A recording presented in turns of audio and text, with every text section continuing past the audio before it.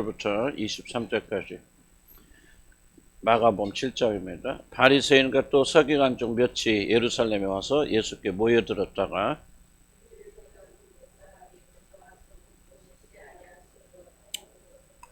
바리새인과 문제인들은 장로들의 전통을 지켜 손을 잘 씻지 않고서는 음식을 먹지 아니하며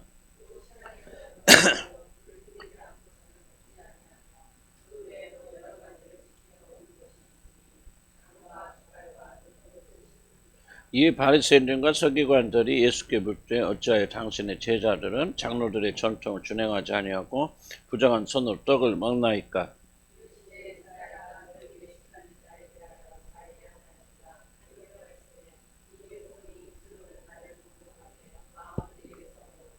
사람의 계명으로 교훈을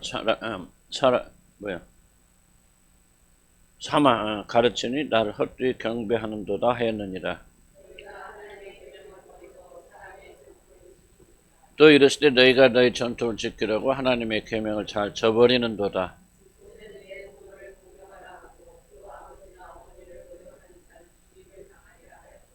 너희는 이르되 사람이 아버지에게나 어머니에게나 말하기를 내가 드려 유익하게 할 것이 고르반 곧 하나님께 드림이 되었다 하기만 하면 그만이라 하고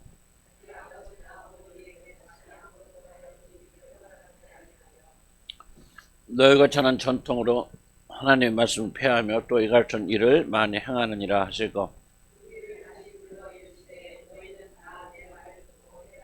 무엇이든지 밖에서 사람에게서 들어가는 것은 등이 사람을 더럽게 하지 못하고 무리를 떠나 집으로 들어갔으니 제자들이 그 비유를 붙잡은데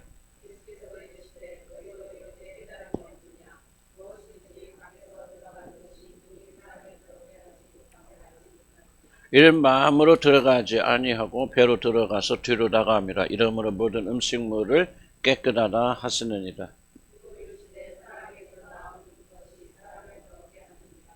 속에서 곧 사람의 마음에서 나오는 것은 악한 생각 곧 음란과 도둑질과 살인과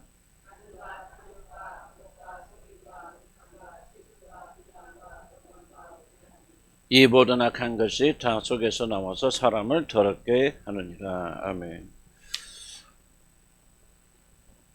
복음서는 이제 스토리 중심으로 되어 있기 때문에 좀 이렇게 진행하기 쉬워요.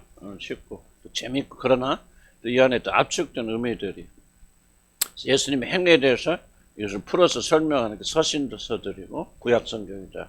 그래서 성경 핵심을 저는 단연코 사복음서다라는 그렇게 좀 말하고 있고 또 느끼고 있습니다. 사도 바울의 말도 전부 이 사복음서와 연결되어 있고 그걸 설명하는 거고 모순이 없고 그래서 이 행위 안에 있는 하나의 구원의 역사를 우리가 배우는 게 중요하다고 생각이 듭니다. 어쨌든 여기 성경 읽은 대로 예수님의 제자들이 손을 잘 안 씻고 먹었어요.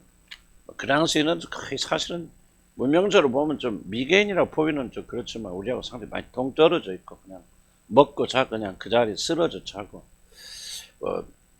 인도 가보니까 그러더라고. 인도 가보니까 옆에 소 자고 그냥 옆에 바닥에서 돗자리 하나 깔고 그냥 자고 그 당시는 다 그런 지금 인도가 그 당시 상황이었다 그렇게 생각이 되어지는데 그러니까 얼마나 위생을 지켰겠습니까?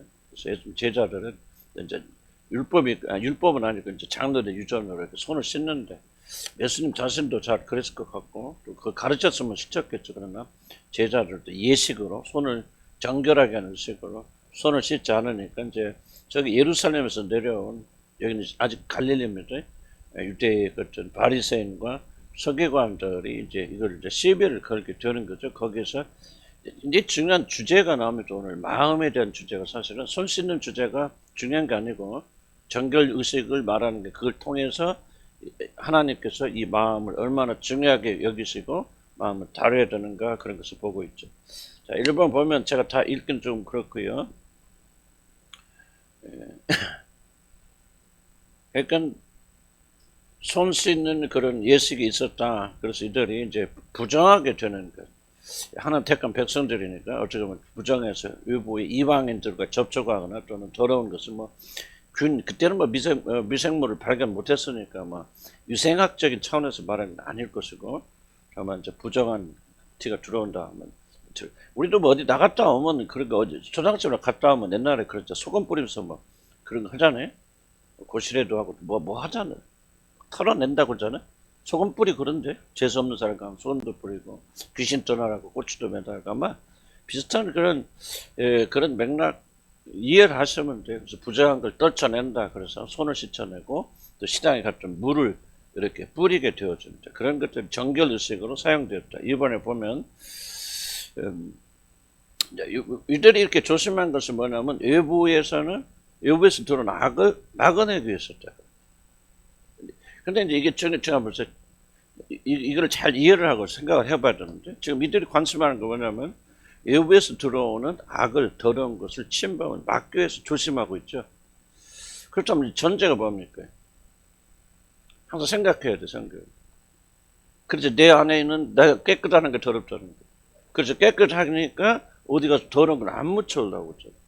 그래서 이들이 모든 관심을 다른 사람들 그리고 외부에서 들어오는 그런 더러운 것을 관찰했는데 그렇게 된 배경은 뭐냐면 이들이 가지고 있는 것은 우리는 깨끗해, 정결해, 완전해. 그런데 깨끗한 우리들이 이거 묻혀면 안 되잖아.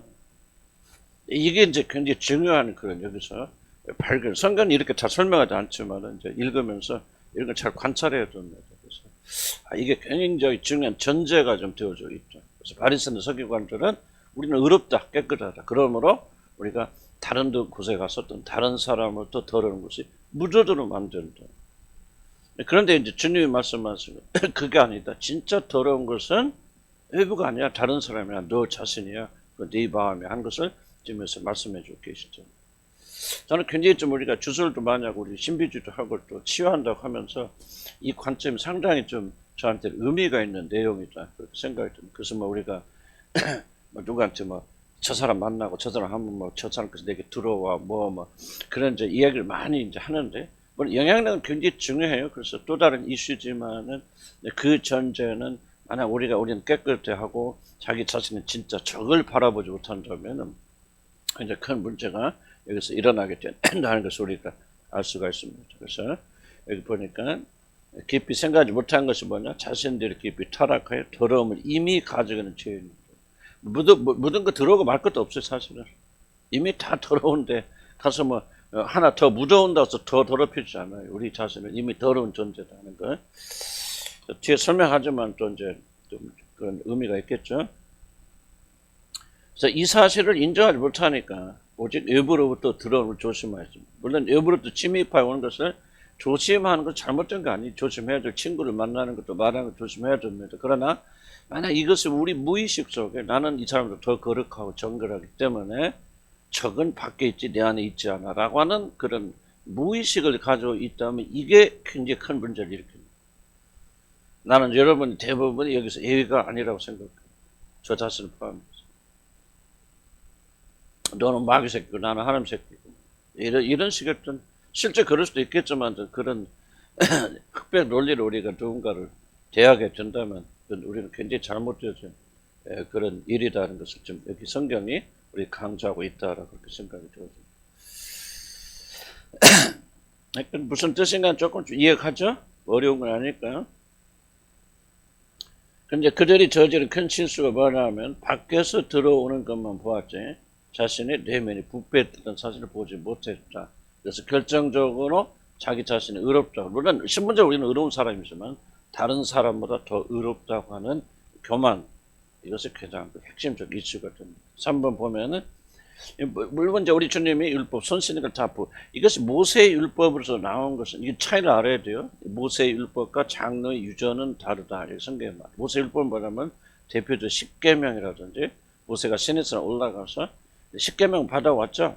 그걸 내려와서 이제 내가 보기에는 모세와 하나님 주셨다 할 때 모세와 그리고 어떤 그 학자들이 모여서 그 십계명에 대한 것을 연구하고 또 하나님 주신 지혜에 따라서 모세의 법을 하나님께서 모세가 산에 올라갔을 때 십계명에 나오는 십계명뿐만 아니라 그게 모든 이게 하라 저거 하라고 이렇게 하나하나 주셨다고 이렇게 볼 수도 있죠. 볼 수도 있지만은 또 한편으로 보면은 하나님께서 꼭 그런 식으로만 주시지는 않을 수도 있고 아마 이제 모세 또는 모세의 주위에 있는 어떤 참모들이 있을 거 아니에요. 그분들이 하나님 주신 것들. 그래서 나는 모르겠어요. 그러니까 시내에서 올라가서 뭐 루트에다 정리하고 내려왔는지 그거는 모르겠고 하나님께 분명히 하나님께 주신 것은 분명한 사실이지만은 어쨌든 모세가 전해줬던 모세가 줬던 십계명을 중심으로 해서 십계명 중에 있던 뭐 종에 대해서 어떻게 하라 뭐 노예에서 어떻게 하라 그런 다 있지 않습니까? 부모를 어떻게 하고 하는 것은 정확히 말하면 십계명에 대한 해설이거든요. 이런 것들을 우리가 모세의 율법이라 그렇게 말합니다. 그거 있고 이제 그다음에 장래 유전이라는 것은 뭐를 말하냐면 장래 유전은 그 모세의 율법을 그러면 어떻게 지킵니까 하고 풀이 서 있잖아요. 장로들의 전통. 이걸 뭐 안식일을 거룩하라 그랬으면 안식일 날은 1km 이상 걸으면 안 돼. 1km 이상 걸으면 안 된다는 말이 율법이 없어요. 다만 그 율법을 설명해줘. 그럼 우리가 안식일을 범하지 않으려면 어떻게 해야 되냐? 일을 하지 말아야 돼. 일을 하지 않는 정의가 무엇이냐? 이제 이렇게 하는지. 근데 또 학파들이 있을 거예요. 또 어떤 학파는 아유 막 1km, 아유 어떤 학파는 또 10km 뭐 이런 식으로 주장이 다를 거 아니에요? 여기서 손을 씻지 말라고 손을 씻어야 된다고 하는 것은 모세가 전해준 율법이 아니고 우리가 거룩하게 정결하게 하려면 어떻게 되냐? 외부로부터 드는 것을 막아야 되니까 손을 씻고 먹어야 된다. 그 더러운 것이 들어가면은 죄가 들어가면 우리가 잘못되진다고 장로들이 해석해 준 거예요. 이걸 장로들 유전이라고 말해줘. 지금 이걸 어긴 것은 율법을 어긴 거 아니에요. 제자들이 뭐 부모를 공경하라 그랬는데 부모를 욕하고 그런 거 아니에요. 그렇게 해서 이 손을 씻지 않으니까 그것이 시비가 일어났다는 걸 이해하시기 바랍니다. 자, 중요한 이슈가 있습니다. 이걸 성경 여러분은 할 수 없을지 모르는 목회자들 잘 연구해야 되는데 이제 두 번째 봅시다. 유대 지도자들은 모세 율법을 지키기 위한 세부 사항을 전통적으로 지키기 시작했죠. 근데 문제는 뭐냐 하면은 이들이 하나의 명령, 율법 자체보다도 자신들의 만든 전통에 더 큰 권위를 부여한 거죠. 그래서 모세의 율법과 하나님 주신 율법과 전통이 부딪힐 때는 어떤 것이 더 큰 힘을 가지는 물론 하나의 율법이 절대로 힘을 가져야 되죠. 이게 상위법이니까. 그리고 이것을 지키기 위해서 하위법이잖아요. 이렇게 하라고 세부적으로 했으면은 둘이 충돌하게 될 때는 봐서 우리나라도 법이 있을 때는 법으로 충돌하게 되면 최종적으로 어디 가서 심판받죠? 대법원 가서 뭐를 받죠? 대법원보다 더 큰 데 받죠. 헌법재판소에 가죠. 그래서 이게 헌법에 맞냐 틀리냐 하는 것을 가지고 법을 조사하잖아요. 그러니까 장래 유전을 손을 씻는 것이 옳다 마냐 하는 것을 가지고 그걸 해석하려면 모세 율법과 같이 하는 만약에 모세 율법과 이것이 어긋나게 되면 모세 율법 하나님 주신 율법이 더 강해서 이것이 더 우위가 되었다는데 지금 거꾸로 되어집니다. 거꾸로 뭐가 더 중요하냐? 손 씻고 안 씻는 것이 더 중요한 거예요. 율법보다. 그럼 여러분 생각해야 돼. 왜 그럼 손 씻고 안 씻는 것이 하위법이잖아. 자기들 장로들이 만들었죠. 이건 모세는 하나님 직접 주신 건 하나님 법이고 두 개가 부딪히면 당연하게 어떤 것이 더 중요해요. 하나님 주신 모세의 율법이 중요해서 이걸 따라야 되는데 왜 사람들은 이걸 안 따르고 자기들이 만든 법을 따라요. 그럼 이게 뭐예요? 왜 이런 일이 일어나죠? 응? 왜 이런 일이 일어나요? 그러니까 지금보다 어렵지 않다 생각해도 왜 이런 일, 여러분 이걸 자꾸 생각해. 왜 이런 일이 일어나요? 그죠? 하나님보다 자기들을 더 높이는 거 아니죠. 그러니까 인간이 지금 하나님 자리를 높이는, 하나님보다 더 높이는 거 아니에요. 이게 이제 문제가 되는 거예요. 이게 하나님 보실 때, 예수님 보실 때, 이걸 공격, 손을 씻는 안 씻는 이게 중요한 거예요. 하위법인데, 여기 부딪히면 안 씻을 수도 있잖아. 그런데 이 사람은 반드시 씻어야 돼. 이게 지금 많이 일어나고 있잖아요. 예를 듭시다. 할례 받으라. 할례는 하나님 받으라고 그런 거지만, 할례 받으면 구원 받는다, 못 받는다. 그렇게 부딪혔을 때, 보세요. 예수 그리스도가 믿으면 우리가 구원 받는다. 이게 이제 대천자리. 그런데 그 하위법에 할례가 있잖아. 할례는 유대 사람들이 자기들이 하나님의 백성들 표시로 할례 받은 거예요. 그러니까 할례 받는 것이 유대인들이 보면 나쁠 건 없잖아요. 나쁠 건 없는데 이 믿음과 할례가 부딪히게 되어질 때는 뭐를 선택해야 돼? 믿음하고 이거는 포기해야 되잖아요. 그래서 누가 그랬어? 사도 바울은 유대인이었지만 할례를 받았지만은 믿음과 할례가 충돌하게 될 때 할례를 포기하잖아요. 근데 유대 사람은 그렇게 안 하거든요. 자기들이 왜 이 할례는 믿음, 그러니까 꼭 할례를 받아야만 구원을 받을 수 있다, 그렇게 말하게 되느냐? 왜 그런다죠? 이건 자기들이 만들었기 때문에. 그래서 이렇게 말하는 순간 여기 인간이 위에 있고 그다음 누가 아래에 있는 거야? 하나님 아래에 있는 거야. 이걸 이해를 하셔야 이걸 이해를 하는 거야. 카톨릭 보세요. 카톨릭. 성경 뭐예요? 오직 예수를 믿는 믿음으로 구원받는. 카톨릭 뭐라고 하죠? 그게 아니다. 교회에서 정해준 미사와 이런 것들 받아야 된다. 그래서 마지막에 종부성사 받지 않으면, 그들 교리상 그 종부성사 받지 않으면 죽을 때, 그러니까 죽을 락갈락갈하면 반드시 누가 찾아? 신부 찾죠. 왜? 뭐냐면 신부 찾아. 신부가 와서 그를 하나님께 인도해야만이 그가 낙원을 들어갈 수 있어요. 이게 카톨릭 교리거든요. 죽을 때 신부가 아마 목사님 오셔서 그렇게 기도해주고 그를 영을 위해서 기도한다는 건 나쁜 거 좋은 거예요. 난 좋은 거라고 생각이 되어져요. 그렇지만은 그렇지 못한 경우는 믿음과 어떤 그런 것이 있는데 교회가 세운 그런 뭔가 예식 있잖아요. 예식이 있는데 이것이 같이 가면 좋지만은 어떤 경우에는 부딪히게 될 때는 단번에 우리는 종부성사 안 받아도 그게 믿음이 있으면 됐잖아요. 그러니까 내가 성례전 할 때 뭐라고 말합니까? 혹시 세례를 안 받으셨으므로 그건 확신이 있는 분은 동참하시라 하는 이유는 뭐냐면은 나는 그것이 이렇게 부딪힐 때 믿음이. 카톨릭에 왜 그러면은 교황이 해석하고 교황이 말한 것을 올려놓습니다. 여기다가. 그게 바로 인간 교회를 하나님보다 더 높이 세우는 거죠. 이게 카톨릭 결정적 문제입니다. 우리들도 이런 걸 잘 찾아야 돼요. 성경은 이런 걸 이해를 먼저 이해해야 돼. 이해를 해서 이거를 여러분의 삶에 적용을 해야 우리 삶에 변화가 일어나는데, 토요라고 그러면 여러분 이거 안 하고 그냥 계속 자기 얘기만. 그럼 뭐가 변화됩니까? 변화의 근거를 잃어버립니다. 내가 좀 우리 교회는 조금 아직은 좀 빠르구나, 좀 그런 아쉬운 마음을 좀 자꾸 갖게 했는데, 그래서 내가 자꾸 이해하라는 게 본문을 먼저 이해, 본문을 이해. 거기에서 뭐가 나와요? 적용이 나옵니다. 이러면 생각에서 적용이 나오는 거예요. 이러면 생각에서 적용이 나오니까 안 변하는 거, 사람들이. 계속 그 자리에 머무르는 거, 똑같은 일을 반복하는 거. 그래서 우리는 본문 첫째로 이해를 해야 돼요. 그래서 지금 예수님이 싸우고 있는 거 뭐예요? 지금 뭐하고 싸우고 있는 거죠?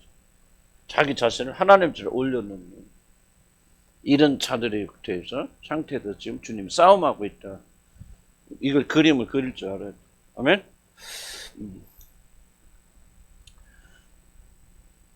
그래서 그럼 이들이 왜 그걸 예수님께서 본문에서 뭐라 합니까? 이들이 왜 이렇게 하는가를 정확하게 아주 딱 예수님이 설명한 거 있죠, 본문에. 읽은 중에서.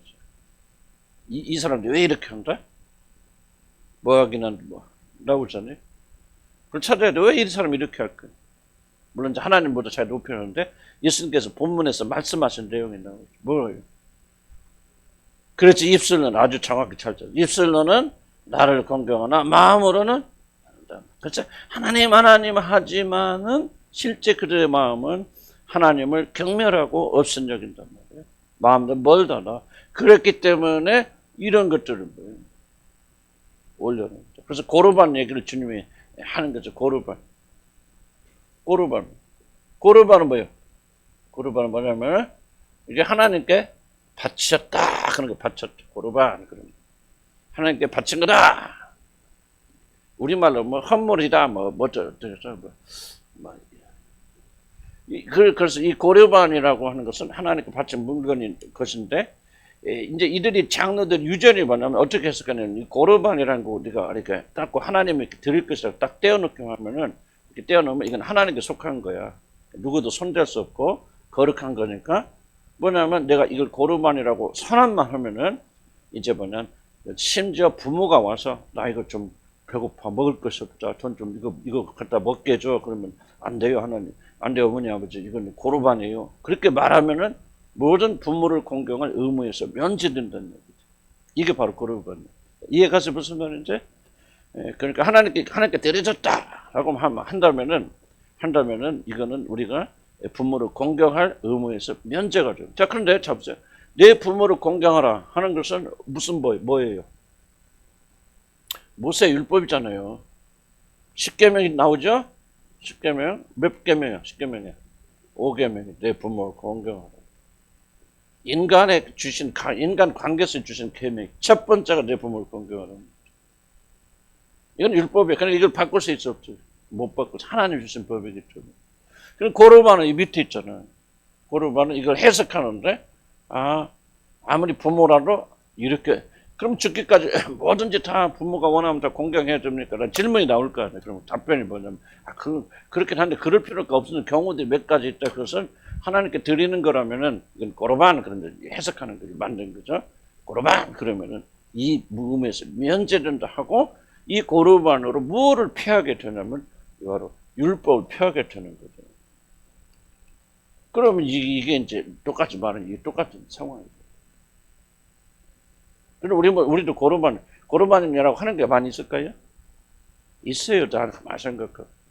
우리가 마땅히 부모를 섬기고 공경해야 되는데 나도 목사니까 하나님께 일해야 돼요. 하나님께 정서 하나님 바빠요. 하나님의 지혜를 해야 된다라고 말하기만 한다면 마치 우리들은 부모를 공경하는 의미에서 면제되는 것까지 그렇게 했던 것들이 많이 생각나더라고요.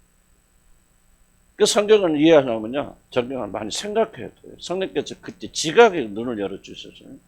성령 열어주는 게 맞죠. 그래, 내가 목사인데 단사가 좋대, 그럴 수 있죠. 라고 말하는데, 많은 적잖은 경우에는 부모를 공경하는 것이 귀찮아, 하기 싫어, 핑계로 이렇게 할 경우가 사실 많이 있었다는 걸 발견했죠. 하나님께서 굉장히 이거를 분노하십니다. 발견. 왜냐하면 내 부모를 공경하라는 것은 복종하라는 말은 틀리죠. 복종은 틀리고 우리는 복종할 의무가 없고 특히 신앙 영역에서 그러지만 부모를 찾아뵙고 부모를 공경하고 부모를 존경하고 하는 것은 하나님이 우리에게 주신 엄청 바꿀 수 없는 천지가 없어도 율법이 1점이라도 바뀔 수 없다는 것, 이게 바뀔 수 없다는 것이 장로들 유전이 바뀔 수 없단 말이 아니에요. 근데 여러분 얼마나 공경하십니까? 공경하는 이유가 무엇입니까? 하나는요, 하나님 섬겨야 돼, 바쁘고, 또 영적으로 틀린데, 가면 또 손해되고, 뭐고, 나는 하나님 사랑하고 하나님 주의를 해야 되기 때문에 그런 거 못하고, 그런 거 안 해도 돼요. 하나님 다 이해하시니까 이게 고르반이에요. 여러분, 이거를 이해를 하세요. 저도 이제 이 생각을 알게 돼. 그래서 내가 우리 부모나 장모나 그렇게 많이 못 가더라도 최선을 다하는 이유는 내 형편에서 최선을 다하는 거죠. 월요일날 모임 있고, 월요일날 굉장히 못 쉬는 원인 중 하나도 뭐냐면 우리 형제도 가끔 모여요. 저가는 우리 장모님은 또 자주 못 가죠. 사실은 이 점이 많이 걸리더라고. 그러니까 우리 안에는 편하게 살고 싶고 불의하고 싶고 어떤 의미에서는 귀찮고 그런 생각이 있지만은 그거를 변명하는 거죠. 고르반. 이때 뭐예요? 너희는 입술로는 하나님 나나 하지만 너희들의 마음으로 나 공경해서 내 법들을 지키는 걸 너희들이 원치 않아요. 내 마음에서 내가 참 멀도다. 그렇게 말씀하셨어요. 만약 내 말이 여러분 이걸 이해하고 여러분 이것을 여러분 삶에 적용하지 않는다고 여러분 삶은 안 변합니다. 이거 자체를 먼저 이해를 해야 돼. 고르반은 얘기 하시는 거를. 그래서 내가 또 강조하는 거지. 여러분 말씀 앞에서 여러분들이 변화를 하면요. 1차적으로 근데 나는 많은 분들이 우리만 그런 게 아니라 많은 분들이 본문에 놓고 본문을 전부 자기식으로 해석하고 자기 묵상했고 자기 하고 그거 변화 안 해요. 그건 굉장히 잘못되는 겁니다. 하나님의 말씀 살아서 운동니까 역사를 1차적으로 하나님의 말씀 자체를 이해해야 돼요. 이것은 무엇을 의미하는지. 이건 확실히 이해가 됐죠? 뭔지. 그러면 이제 중요한 두 번째 질문은 이것이 나하고 무슨 상관이 있습니까? 상관이 있기 때문에 성경 하나님의 말씀입니다. 찾아 나가야 되는데 예를 들면 우리를 또 얼마든지 고르반이라 하나님 아버지가 나온 영이 달라요. 예를 들면 어머니가 나온 틀린 사람. 그러니까 근데 전부 다 이게 바로 공경하라는 하나님의 명령을 여러분 거부하기 위해서 고르반 하나님을 이용하는 것을 난 여러분들이 저와 여러분 이런 면에서만 회개하지 않는다면은 하나님의 말씀을 경멸하는 거다. 뭐 그렇다고 해서 뭐 우리들 뭐 안 믿는 사람들 그렇게 할 수는 없겠죠. 그런 뭔가 하여간 각자가 또 상황이 좀 다를 수도 있겠죠. 그러나 이건 이 말씀을 가지고 여러분이 바리새인을 향해서 너희들이 입술로는 나나나 아멘하고 하지만은 마음은 나게 멀어. 내 마음을 진짜 공경하고 싶은 마음이 없어. 너희들. 네가 나를 진짜 공경하고 사랑한다면 내 법도를 지키려고 발버둥 쳤을 거예요. 꼬르바니를. 자 보세요. 다윗이 배가 고파, 편안하게 들을 때 배가 고파서 그 청년을 가지만 먹을 것이 없을 때 제사장이 들어갔다 제사장한테 가니까 거기 뭐가 있었어요? 하나님만이 이렇게 바친 떡이 있었잖아요. 생명 떡을 상징해서 놓잖아요. 그건 아무 못 먹지. 제사장만 먹을 수 있잖아요. 근데 제사장만 먹을 수 있다고 하는 것이 뭐예요? 그것이 율법일 수도 있고 또 밑에 하얗게 쓰는데 깨잖아요. 다윗이 굶어 죽어 가니까. 안식일 일하지 마자. 우리 주님 일하시잖아요. 이게 굉장히 심각한 이야기예요. 나는 이게 우리들이 왜 이렇게 안 변할까? 많이 변화돼요. 이해가요? 무슨 말이에요? 이해가야 한가요? 여러분 이걸 심각하게 생각하세요. 그래야 말씀이 여러분에서 역사하십니다. 말씀이 회개케 하고 말씀이 우리에게 순종할 수 있는 능력과 힘을 주십니다. 근데 여러분들 참 내가 질문할 때도 비슷하고 토의할 때도 비슷한 저하고 할 때도 비슷한데요. 많은 분들은 이거 자체를 집중을 못해요. 그럼 내가 할 때는 이해가 안 되는구나. 그래서 내가 좀 이해시켜서 발버둥 치고 있는 거예요. 이게 먼저 이해가 돼요. 이해가 돼야 그 다음 적용을 돼요. 여러분 얘기 백날 얘기 털어놔서 마음이 좀 시원할 수는 있겠지만은 삶의 변화는 일어나잖아요. 말씀이 우리를 변화시키려면 말씀 먼저 이해되고 그 말씀을 적용해요. 자, 여러분 혹시 그런 거 있어요? 이거 딱 들을 때 나는 지금 내가 고백하잖아요. 나도 모르는 사람. 헌금이 좀 줄어들고 그렇더라도 여러분이 올바르게 하나님께 이제 그 시대가 그때가 된 거 아니에요. 우리 주님 함께 나는 그렇게 생각합니다. 이제 뭔가 좀 하나님의 말씀 안에서 우리 삶을 조명해 나가는 그렇게 옆에서 부모가 죽어가는데 막 굶어 죽어가는데도 불구하고 막 성경을 한다 뭐 한다고 해서 막 영광 돌리고 막 해에 막 교회 지어지고 그거 하나님 받으실까? 난 잘 모르겠어. 나는 하나님 아니니까 그런 생각들이 여러분 좀 그래서 헌금도 굉장히 자기 과시용으로 사람들이 안 알리더라도 자기 스스로가 자기 만족을 위해서 헌금할 수도 있어요. 난 이렇게 헌금 많이 한다 할 수 있다 뭐 보여주기 위해서 나는 그래서 왜 여러분들이 교회 헌금 많이 하시는데 축복을 안 하시는 분들 있을 수 있는데 그런 분들이 전형적으로 걸려있는 것은 바로 하나님 그 헌금 한 번도 받으신 적이 없다. 나는 이제 그런 생각도 이런 조화 균형을 좀 잘 맞죠. 이런 고민의 영역은 내가 답변하기보다는 나도 모르니까 여러분들이 주님과의 관계 속에서 이걸 갖고 고민해 나가서 발전시켜 나가야 돼. 무슨 말 충분히 이해가죠? 자, 그 다음 봅시다. 그게 좀 여기서 하고자 하는 말인지 뒤에 이제 마음에 대한 굉장히 중요한 부분이 있기 때문에 그래서 하나님 또 멀기 때문에 그래. 그럼 마지막 1페이지 보면은 바로 이해가 고르반 설명했고 2페이지 넘어갑니다. 이 고르반이라 했을 때 두 가지 말을 첫째는 하나님의 네 부모를 공경하라는 명령을 어기기도 하고 두 번째는 경멸한다. 무슨 뜻일까? 나는 이제 추측하는 건데 부모들이 와서 야, 나 지금 돈 없어 먹을 거 없어 좀 굶어 죽겠다. 그거죠. 그러면은 하나님께 드릴 것도 아니면서도 이거 고르반이 엄마 이러면 끝나는 거니까. 그런 식으로 많이 어떤 의미에서 고르반이라는 것을 오용하였다? 남용하였다? 그렇게 생각해요. 그래야 이제 부모를 경멸하는 거죠. 부모가 와서 얼마나 이러면 부모 자식 있는 사람 가보세요. 여러분 살면서 제일 힘든 게 뭐예요? 나는 부모로서 자식에게 돈을 요구한다면 뭐 여러분 그런 경험은 없을지 모르지만 막 그게 제일 힘들 것 같아요. 그렇지 않을까요? 엄마 아빠 힘들어 좀 도와줘라. 난 죽어도 모를 것 같아 그 얘기는. 뭐 자식들이 뭐 이렇게 부모님 용돈 와서 드리는 기쁨으로 받지만은 내가 형편이 없어서 그렇다. 너 좀 돈 좀 달라. 월급 받으면 얼마씩 달라. 뭐 다른 분들 그런 얘기 많이 한다고 그러는데 나는 못할 것 같아. 그러니까 자 보세요. 부모들이 와서 이 상황을 보면은 부모들이 와서 공격을 해야 공격을 해야 된다든지 그런 상황 속에 들어가 있을 거 아니에요.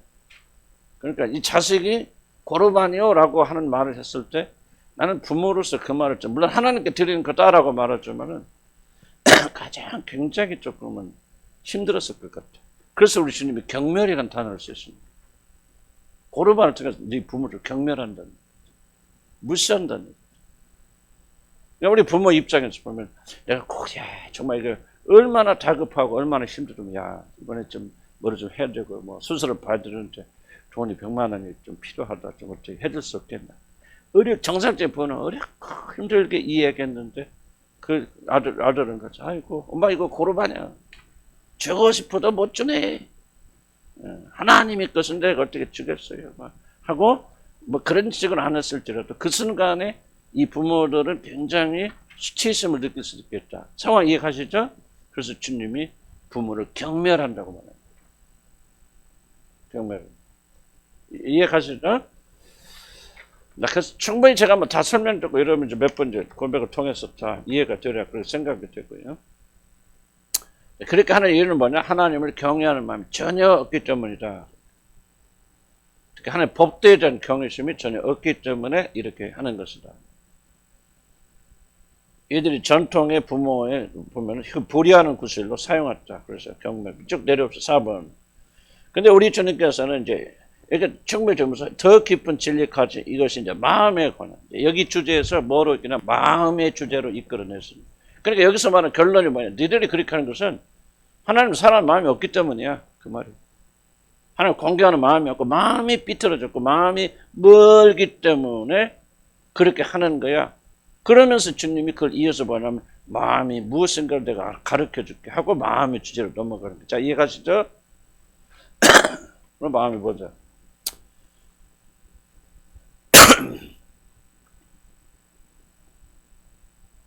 마음에 관한 것을 둘째. 5번 봅시다. 그렇다면 무엇이 중요하냐? 그것은 마음에서 나오는 것이다. 주목하여 살펴볼 것은 우리 주님의 질문이 무엇이 마음을 더럽게 하냐? 하는 것에 관한 것이 아니라. 자, 첫 번 뭐라고 말하죠? 마음에 몇 절 나옵니까? 몇 절 나왔죠? 15절에? 그죠? 하여간 14절부터 15절부터 무엇인지 밖에서 사람에 들어가는 것을 능히 산에서 나는 것이 산책하고 불도는. 그러니까 마음에 대해서 지금 15절부터 이렇게 설명하고 계시죠. 예. 근데 중요한 것은요, 무엇이 마음을 더럽게 하느냐는 것이 주제가 아니라는 게 한번 읽고 잘 이해가 안 되지만 지금 주님이 말씀하신 것은 무엇이 우리의 마음을 더럽게, 우리 질문과 달라요. 이게 중요합니다. 주님이 말씀하신, 주님이 질문하신 것은 무엇이 너희들이 마음을 더럽게 하느냐? 이렇게 출발하면은 너희들이 잘못됐다. 근데 우리는 뭐예요? 우리는 무엇이 우리를 더럽게 만들지? 어렵게 힘들게 만들지? 무엇을 삼가야 되겠다? 자, 그것은 전제가 뭐라 그랬죠? 우리의 마음이 선하고 깨끗하니까 우리를 더럽히면 안 돼. 특히 예수 믿는 사람은 그렇잖아요. 우리는 거룩하고 정결한 백성들이니까. 뭐 나가고 어울려서는 안 되겠죠. 그러나 이제 이런 그 교만한 생각으로 나는 너희들과 달라. 그래서 너희들이 오는 거 조심하고. 이게 굉장히 좀, 이런 분들, 우리 가운데 있을 수 있어요. 이런. 뭐 직장에 가거나, 뭐, 가족에 만나죠. 아유, 나는 뭐, 귀신덩어리고 더럽고, 그러니까 내가, 너희들한테 뭐 옮길까, 뭐 할까봐. 이런 조심하는 거하고, 그러나, 우리 마음속에, 금방 말한 대로, 나는 깨끗하고 정결한 사람이라, 이런 거 묻으면 안 돼. 너가 달라.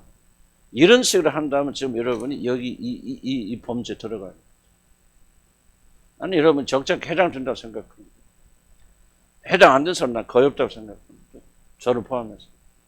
굉장히 중요한 도전을 주님이 지금 하고 계십니다. 그런 질문 자체가 출발이 잘못됐다는 거죠. 무엇이 너희를 자신을 더럽게 하느냐라고 그런 관점에서 출발한다면 지금 오늘 주님이 말씀한 관점을 전혀 이해하지 못하는 겁니다. 나는 이게 좀 여기 뒤에 얘기했죠. 모든 관점을 성도리 바꿔야 되는 거죠. 획기적인 굉장히 혁명적인 말씀이에요. 오늘 주님 말씀. 그 생각이 잘못됐다는 거예요. 왜? 너희는 하나도 깨끗한 사람 없어. 그 속에서 너희들 나오는 것이 이렇게 더러운 것들이 나오는데 무슨 다른 것에서 그런 거 신경 쓰고 있어. 너희들 출발 자체가 잘못됐을 겁니다. 나는요, 오늘 여러분 이 말씀 진심으로 받아들이면 여러분의 모든 관계는 획기적으로 변화해야 된다. 변화된다고 생각합니다. 획기적. 왜냐하면 나는 우리 아내의 관계도 그렇고 모든 사람의 관계 획기적으로 변한 게 이 사건이에요. 어떻게 조심해야 우리가 때가 안 묻어오지? 어떻게 조심해야 우리가 손에 때를 안 묻히지? 어떻게 정결해져? 이 사람 만나서 무슨 차이? 이게 아니고요. 모든 악은 어디 있어요? 너희들 마음에 있다는 거죠. 여러분 이걸 받아들이면요. 겸손해질 수 있어요.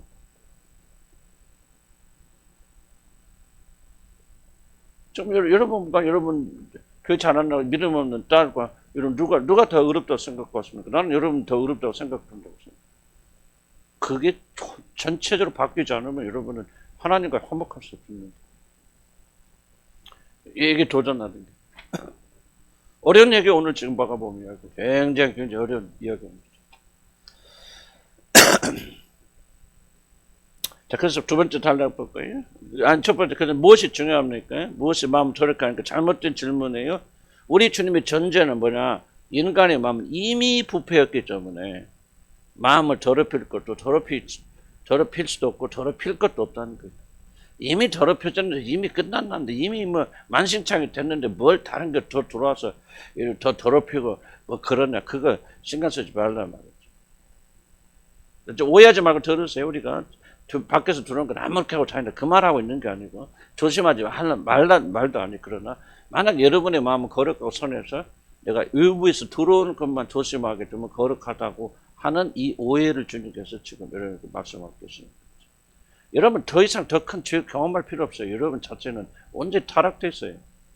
여러분 속에 나온 마음에서 나온 모든 생각이 다 부패되어 있습니다. 이걸 여러분 인정하지 않으면 결코 여러분 거룩해지지 않습니다. 성화는 여러분이 정말 성화되지 않으면은 아무런 소망에는 온전히 부패된 존재라는 사실을 인식하고 인정하지 않으면 여러분 성화는 나갈 수 없어요. 주님이 지금 이걸 우리에게 직면해 주십니다. 더럽힐 것도 더러울 수도 없습니다. 자, 우리는 우리들의 마음이 선하다는 전제를 가지고 있기 때문에 무엇이 우리들의 마음을 더럽히는가를 알아 그것을 조심하려고 하죠. 그러나 악은 이미 자신의 마음에 존재하는 것이지 외부에 있는 어떤 것이 아니에요. 이 세상에서 가장 부패된 건 뭐라고 합니까?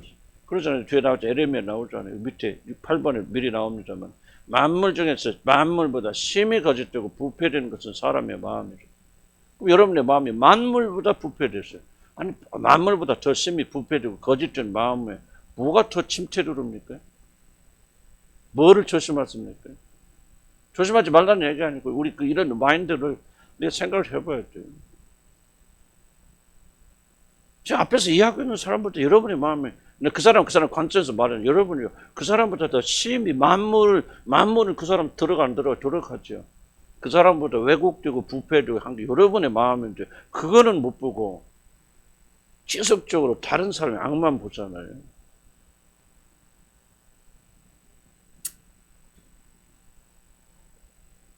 그렇지 않은 사람 누가 있습니까? 난 이게 오늘 하루아침에 안 되겠지만 여기서 여러분 변화가 일어난다면 나는 여러분의 삶은 획기적인 변화가 일어날 수밖에 없어요.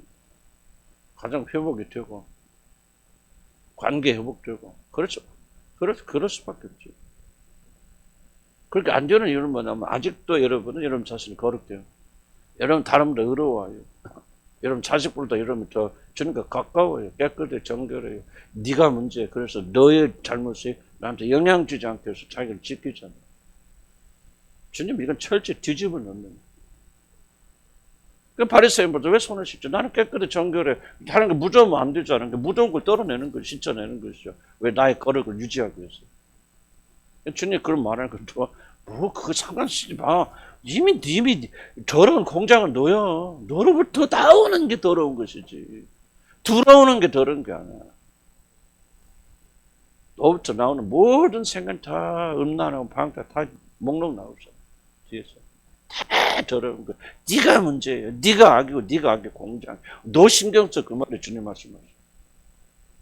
너 신경 써. 뭘 다른 사람 신경 쓰냐. 나도 여태까지 그렇게 살아왔단 말이야. 아까 기도하면 그랬잖아요. 이 말씀을 누구에게 해당돼 누가 들어야 되는데 그거 왜 그래요? 나는 그렇게 나는 문제 없어. 네가 문제예요. 그런 관점은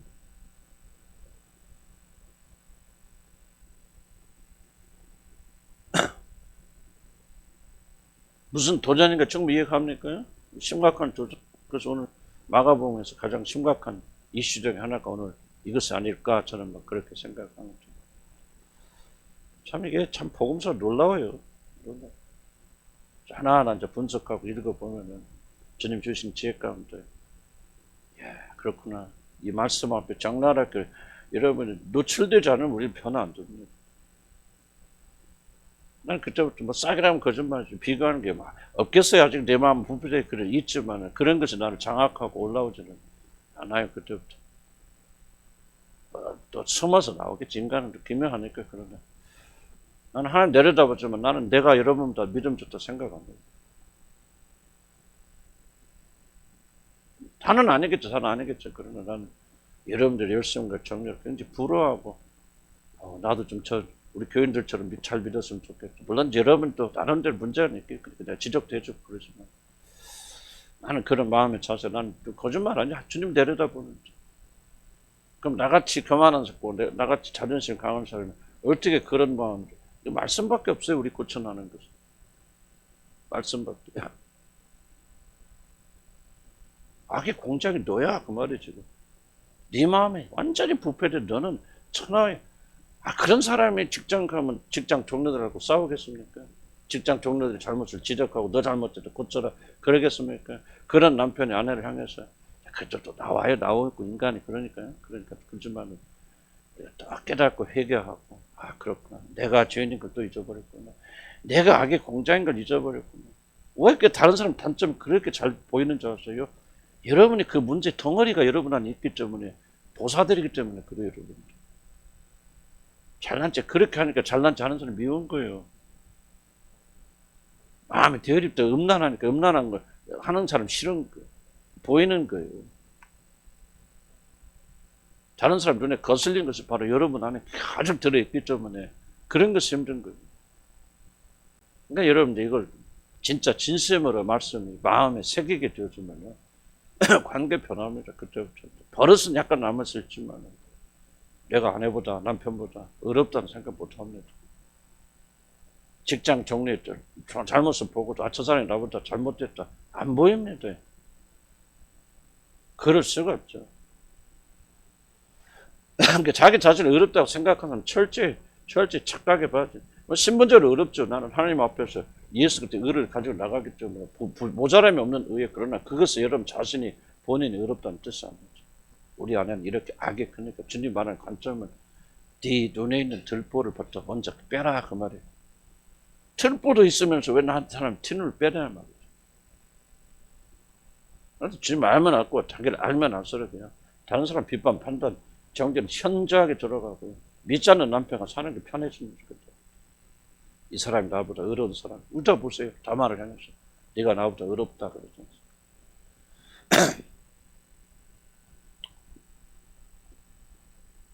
그러니까 무슨 흐름인가 이해하시죠? 나는 막 죄냐 더러운 자도 그런 게 아니에요. 그런 거 말하는 게 아니고 우리가 새로워졌다는 것은 우리 존재가 새로웠다는 게 아니고 새로운 것이 그리스도의 의로움이 우리에게 주어졌다는 의미에서 새로워졌다는 것이지 옛 것이 다 없어져 버리고 새 것이 됐다는 말은 뭐 그런 것 하나도 없다. 아니요. 우리는 여전히 부패된 심령 가지고 있고 여러분의 마음속에는 이 더러운 것이 가득 우글거립니다. 다만 새로운 영을 받고 새 사람이 들어오니까 그것을 누를 수 있고 그 죄를 짓지 않을 수 있는 것이죠. 우리가 달라진 건 그것밖에 없습니다. 자, 봅시다. 그래서 주님 말씀은 이겁니다. 이 페이지 밑에 달락 보면 사람에게 영향을 주는 것, 다른 사람이나 일을 조심하는 것은 매우 중요하지. 그러나 사실 주님의 강조 좀 더 조심해야 할 것은 너희요. 너희 마음에서 무엇이 나오는가. 우리 전체적인 천재를 바꿔야 된다. 나는 어렵고 너는 어렵지 못하다는 이 천재가 바뀌지 않으면 관계는 다 좋습니다. 만약 우리들이 우리에게 나쁜 영향을 준다고 생각하는 조심하는 것보다 자신의 부패된 마음을 발견하고 그것을 더욱더 살피지 않는다면은 우리들은 주님의 이 가르침을 보는 관점을 이렇게 해줘줍니다. 6번 보면 인간의 마음 더럽습니다. 이러면 선지자 뭐랍니까? 만물보다 심히 거짓되고 부패된 것은 사람의 마음이다. 그런데 우리는 어떻게 생각하죠?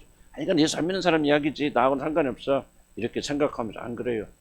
모든 사람 거듭나고 구원받고 성령이 충만해도 그 사람의 마음은 부패되어 있습니다.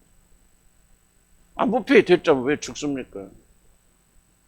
그러니까 부패됐으니까 죽고 새 마음을 새 마음을 주셨다는 것은 아까도 말했지만 옛날 마음이 온전히 사라지고 없어져 버리고 온전히 새 마음만 존재하는 뜻이 아니에요.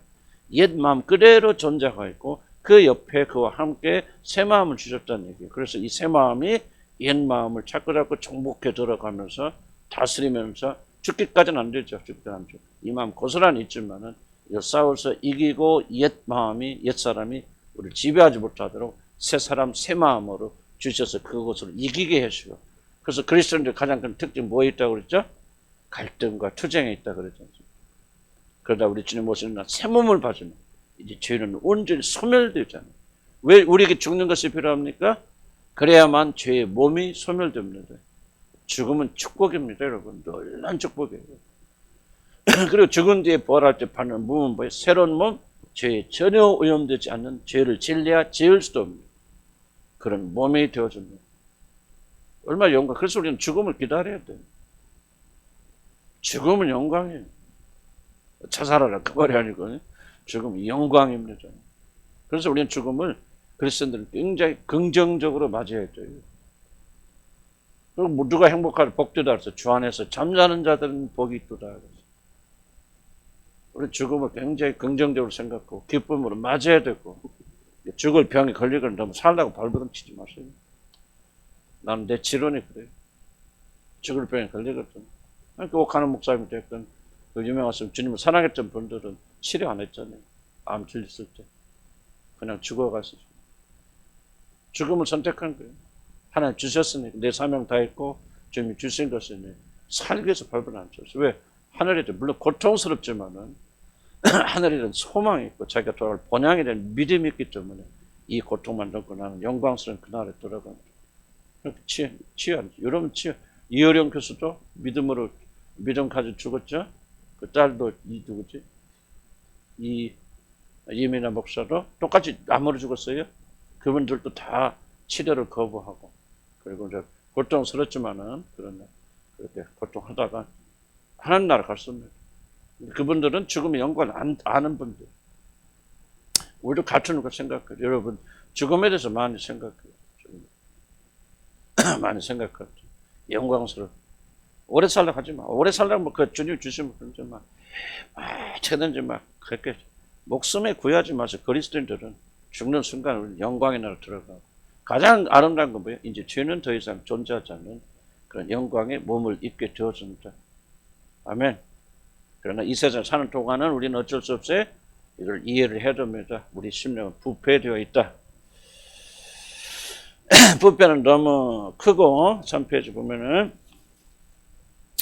심각하여서 능히 이것을 측정한 사람조차 없습니다. 우리는 우리 마음이 얼마나 부패되는가를 아주 심각성 잘 이해하지 못해요. 완전히 부패되었습니다. 의지도 능력도. 그래서 인간의 마음을 어떻게 말합니까? 죄인이었고 연약하고 그리고 뭐랍니까? 원수 되었을 때. 완전히 부패된 심령. 나는 왜 예정론을 믿냐면요. 이런 부패된 사람들이 자기의 의지를 가지고 선택할 수 있다는 것을 나는 상식적으로 받아들여지지 않아요. 성경에 말하는 인간이 부패해서 온전히 부패된 것을 내가 믿게 되어졌을 때, 인간이 이렇게 악한 것을, 그럼 우리가 살 수 있는 방법은 하나님께서 우리를 공의롭게 해주셔서, 거부할 수 없는 효과적인 부르심을 우리를 부르셔서, 나오도록 하시는 것 외에는 방법이 우리는 나는, 물론 다른 분들은, 나는 나 자신의 삶을 볼 때는, 나는 내가 선택해서, 하나님 선택했다는 것은, 그건 거짓말이라고 나는 생각해. 난 내 체험을 그럴 수가 없어. 하나님 압도적인 은혜와 사랑을 강건적으로 나는 한 것도 없어요. 그래서 갈빈주의가 주장하는 거죠. 모든 영광과 존귀와 찬송은 아버지 하나님 홀로 받으셨다. 솔라 글로리아 오직 하나님께. 나는 참 좋아해요. 갈빈주의 다른 거는 나 보러 그러는데 오직 하나 꼽으라면 모든 게 오직 주께 영광. 모든 구원 주님 하셨어요. 자랑할 것 없어요. 오직 그분의 은혜만 자. 그분 행하신. 나는 그분의 은혜가 선택 안 했어. 나는 구원 받을 사람이 아니에요. 나는 내 개인적으로 난 정말 그 유익함이 있더라고요. 모든 영광. 그러니까 사람이 변하는 거예요. 그래서 좀 이 점을 기억하시고요. 부패된 심령을 우리가 지금 가지고 있다 잊어버리면 안 돼. 그래서 거기서 나오는 거 뭐지? 인간의 마음에서 나오는 게 뭐 이거 다 일일이 기억할 필요 없고요. 다만 예수님도 이 마음의 일부분을 이렇게 설명하신 것이지. 뭐 목록을 다 썼더라면 뭐 책 하나 써도 다 모자라지 못겠죠. 음란. 근데 이제 이 성적인 이슈를 최근 사도 바울이 말했든 예수님이 말했든 누가 말했든 가장 중요하고 가장 먼저 언급한 성적 영역입니다. 음란, 간음, 뭐 음탕, 뭐 이런 것들. 왜 그렇게 말하냐면요, 이 성적 에너지는 인간의 가장 강력한 본능 두 가지. 먹고, 그 다음에 먹고 마시는 본능은 죽을 때까지 있겠죠. 이게 끊어지는 거고, 성적 욕망은요, 이게 인간이 존재할 때까지 존재하고 거의 존재합니다. 제가 그런 얘기 있죠. 한경재 목사님 은퇴해서 남한에서 그때 사실 때, 제자들이 가끔 가서 목욕탕에 데리고 가서 때도 벗겨서 목욕시켜드는데, 뭐, 완전 거동 잘 못한 할아버지가 됐습니까? 그래서 어떤 목사님이, 한경재 목사님, 그 때를 밀어드리면서 그렇게 참 목사님 좋겠어요.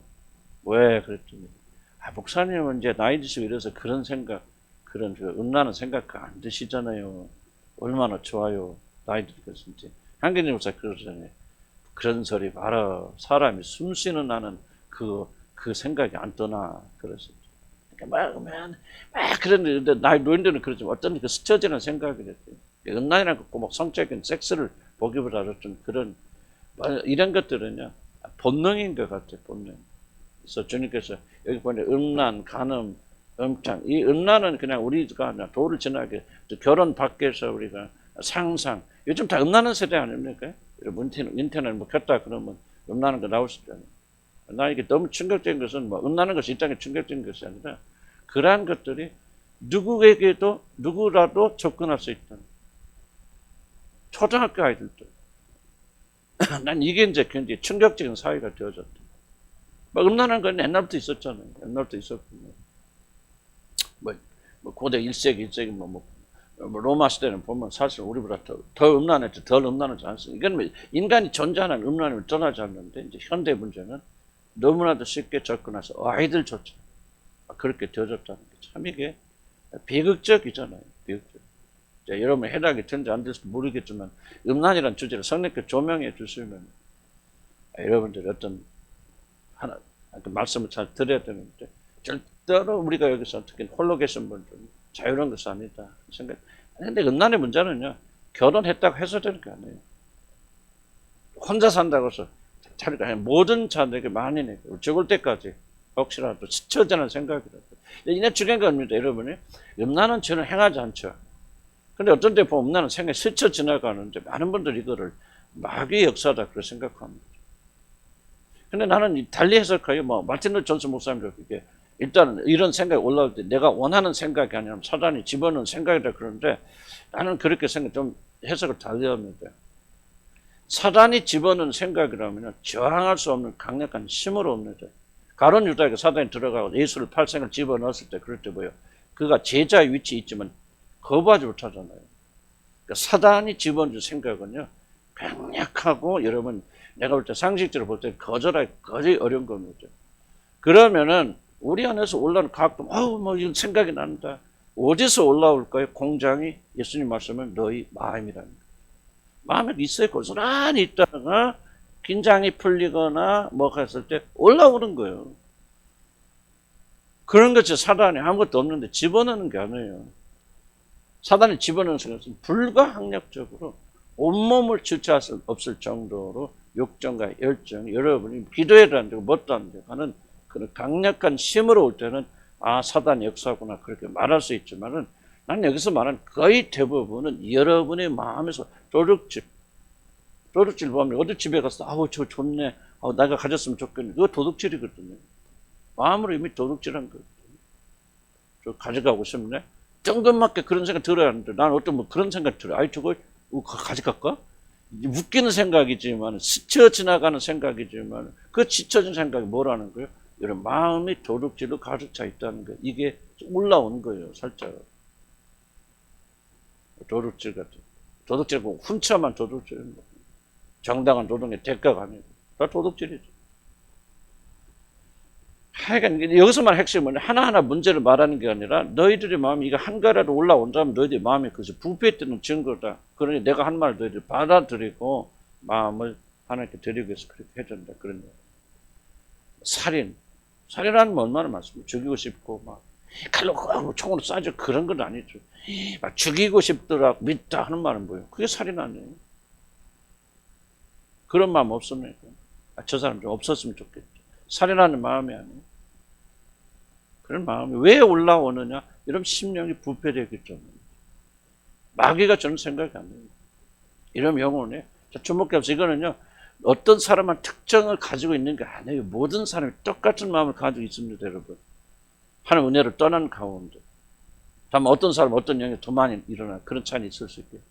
그래서 여러분이 뭐냐면 이런 것이 올라오는 것을 가지고 이런 거 왔는데 내가 그거 없으면 착한 사람이 되는 게 아니에요. 이것은 여러분이 심령이 마음이 부패되었다는 사실을 여러분이 발견한 계기가 된다. 여러분 전체가 부패되어 있기 때문에 이런 생각이 올라오는 거예요. 주님이 말씀하신 게 바로 그런 거예요. 좀 어려운 얘기예요. 좀 힘든가요? 좀만 하고 듣고 화장실 가서. 탐욕은 뭐 한 건 사람 없죠. 탐심 뭐. 탐심 없는 사람 누가 있습니까? 그것도 바로 인간의 부패된 마음, 필요 이상 가져는 마음, 악독하고 자비가 없고 무자비하잖아요. 가난한 사람이나 먼 사람, 공급에 받는 사람 돌아보지를 원치 않는 그 악독이잖아요. 악독. 예를 들죠. 속임, 거짓말 얼마나 잘합니까? 우리 교인들 나한테 거짓말 잘 치나요? 내가 하려고 해서 그런 건 아니지만 좀 변명하고 뭐하고 해서 뭐 물어보면 아니요 뭐 이렇게 본능적으로 하는 것 같아요. 거짓말 한다 막 이게 목사님 설교했다 그런 거 아니고 조금 이렇게 넘어가는 것 보면 거짓말을 속으로 막 미워하는 생각하는데 그 미워하는 생각했죠? 아니요 저 당장 뭐요 본능적으로 거짓말하죠. 그러죠? 애기들도 태어난 뭐 언제 너 이거 먹었지? 안 먹었죠. 옆에 뭐 입에 쪽거리 묻히고 안 먹었다고 막 그러잖아요. 이게 왜 그렇게 아이들이 거짓말을 배워서 안 해요? 본능이에요, 본능. 그러니까 우리가 이걸 인식하고 인정할 필요가 있습니다. 질투, 비방, 교만, 분만, 오매함. 예수님께서 시간이 없어. 시간 관계상 사실 여기서 줄이겠습니다 하고 예수님 줄인 거지 쭉 늘어나면 얼마나 많을 것이에요. 참 강조합니다. 이거 뭘 말합니까? 이런 거 있어서 회개하면 깨끗한 사람 된다는 얘기는 너희들이 만물보다 너희들의 마음 심히 부패했기 때문에 너희들이 은혜 밖에서 있게 되었고 어떤 악의 조건이 일어나면 다 여러분 어떤 사람이요? 여러분 다 히틀러 됩니다. 다 푸틴 같은 사람 되는 거예요. 푸틴이 우리보다 더 악해서 푸틴이 되는 게 아니고요. 히틀러가 우리보다 더 악해서 히틀러가 되는 거 아니고 뭐 연쇄살인범이 여러분보다 더 악질이라 그렇게 하는 거 절대 아닙니다. 그 사람들이 하나님의 은혜로 누르지 않을 때 지켜주지 않을 때 어떻게 될 수 있는가? 만약 하나님에서 여러분에게서 은혜를 걷어가는 순간 여러분 히틀러가 되고 악한 자들 됩니다. 최고의 음탄 방랑한 사람 되어줍니다. 창녀처럼 굽니다. 많은 분들이 이걸 이해를 못해요. 이걸 받아들이지 않아요. 이게 바로 여러분이 교만으로 쩌들었기 때문인 거죠. 좀 여러분이 특별히 잘나고 막 구원받아 그런 거 아니에요. 하나님의 은혜가 이를 덧입혀져 있기 때문에 저와 여러분이 이런 악한 것들 속에 있음에도 불구하고 그런 열매를 맺지 않는 것이지 여러분 자신이 특별히 훌륭해서 그런 거 아닙니다. 우리는 겸손하는 법을 배워야 돼요. 우리는 일생 동안 뭐를 잊어버리면 안 되느냐. 어떻게 우리 자신을 낮추고 하나님께 높이느냐. 이거를 여러분 일생 동안 해야 됩니다. 이게 하늘나라의 원리예요. 어떤 교리나 뭐가 선택할 때도 여러분 잘 들으시기 바랍니다. 어떤 교리가 하나님을 높이고 우리를 낮추는 거예요. 어떤 걸 주장하고 어떤 걸 믿을 때 우리가 낮아지고 하나님 높아진 거. 이거는 여러분이 절대적으로 명심해야 돼요. 내가 어떤 행위를 할 때 나는 낮아지고 하나님 높여지는 거예요. 가정에서도 이런 원리 적용해 보세요. 왜 싸움이 일어납니까? 근데 안 되죠. 자꾸 우리 본능 속에는 너를 낮추고 하나님을 낮추고 부수의 인간이 기회만 줘주면 하나님을 낮추고 자기가 올라가잖아. 이게 아니에요. 내가 선악과를 따먹으면 내가 하나님처럼 되겠다고. 그래서 그런 거 아니에요. 모든 왕이 다 거기 있잖아요. 자기 중심. 여기서도 우리가 철저하게 우리 자신을 깨어서 지키지 않으면 안 돼요. 그래서 계속적으로 여러분 물론 부정적인 대역에서 그런 게 아니고요. 실제잖아요. 여러분이 두 가지를 이해를 하셔야 돼요. 이름하고 화장실 두 가지를 이해하셔야 돼요. 하나는 여러분의 부패와 하나님의 거룩을 동시에 같이 놓지 않으면 여러분 결코 여러분 그리스도는 완성되기 어렵습니다. 이렇게 부패된 자들 하나님께서 이렇게 사랑으로 건져 주셨으니 그 하나님의 사랑과 영광이 무궁무진한 거예요. 그래야 우리가 더 하나님 자기를 의지하고 하나님 의지하지 않겠습니까? 이제 하나님만 바라보지 않겠습니까? 나는 요즘 음란한 생각도 안 들어요. 진짜 뚜껑이 안 열려서 그런 거지고 여러분 음란한 짓 해봐야 누가 여러분 이제 쳐다도 안 보자. 나이 들어서 안 이뻐서 그죠? 그래서 그런 것이 여러분 갑자기 뿅 하고 변해가지고 20살 그냥 아가씨로 변한다. 그리고 뚜껑 열렸다 그러면 미친 듯이 음란하겠어 안 하겠어? 하죠. 그래서 여러분 우리들 안에 이런 지금 리스트들이 가득 차 있단 말이에요. 하나님의 은혜로 누르고 있고 우리가 새 마음을 주셔서 새 마음이 이것을 누르고 투쟁하면서 그런 성의 능력을 이겨나가니까 여러분 뚜껑이 안 열리는 것이지. 여러분이 변화돼서 뭘 얼마나 변화됐어요. 밑바닥 나올 때 벌써 변화돼야 하네요. 안 된 거예요. 근본적으로 우리는 죽을 때까지 물론 변화는 없다고 말할 수는 없겠죠. 그러나 하나님 차원에서 보면 50보 100보인 거예요. 다만 은혜가 강화해지니까 하나님 은총이 더 커져 나가니까 은혜와 은총 안에서 내가 이 마음의 열매를 맺잖아. 의의 열매를 맺는 사람으로 변화져 나가는 모든 것이 주님의 은혜죠. 어떻게 우리가. 그래서 여러분 오늘 성경 나는 여러분 교리 가르치는 게 아니라 성경 가르치는 거예요. 성경. 주님이 뭐라고 했죠? 주님이 이렇게 부패된 심령을 너 가지고 있다. 그런데 우리가 믿을 때 새로운 사람이 돼서 이거 다 없어졌다. 이게 바로 이단이 가짜요. 안 그래요. 그래서 우리가 그때는 교리를 잘 이해를 하셔야 돼요. 구원이 무엇이고 거듭남이 무엇이고 거듭남 맨날 사람이 없어지는 게 아니라고 저는. 그대로 존재하지만 접붙임을 받아서 새 성품이 여러분을 떠나가서 그 생성품이 옛 성품과 더불어 싸우게 하시고 하나님의 은혜와 성령 충만함으로 저도 극복하고 정복해서 올라올 때면 이기게 하시고 올라올 때 이기게 나오신 것이지 이거 자체가 없으면 자체가 없으면 싸울 필요 뭐가 있어요. 성령 능력이 왜 필요합니까? 이런 생각해 보세요. 이런 거듭날 때 모든 것이 바뀐다면 왜 성령 능력이 필요합니까? 왜 성령 충만이 필요합니까?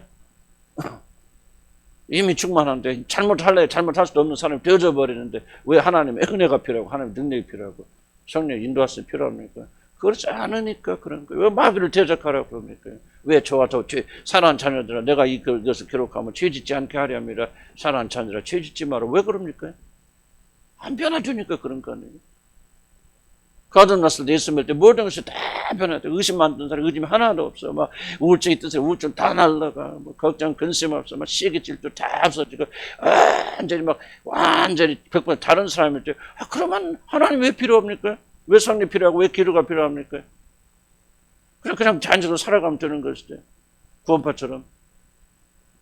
아니니까 기도하라는 것은 아니니까 성령이 기름 부으시고 아니니까 인도하시고 아니니까 모여서 이렇게 목요일날 나와서 성경 공부하라고 그러죠. 다 편하돼서 목요일날 나와서 뭐 그렇게 나올 필요가 뭐가 있어. 그죠? 나도 나오기 싫은데. 그래 안 그래? 우리가 하나님 하신 일을 잘 뭐 해야 돼? 이해해야 돼. 이해. 왜 이런 일이 일어나는가 생각하라 하면 자 10번 좀 주시죠.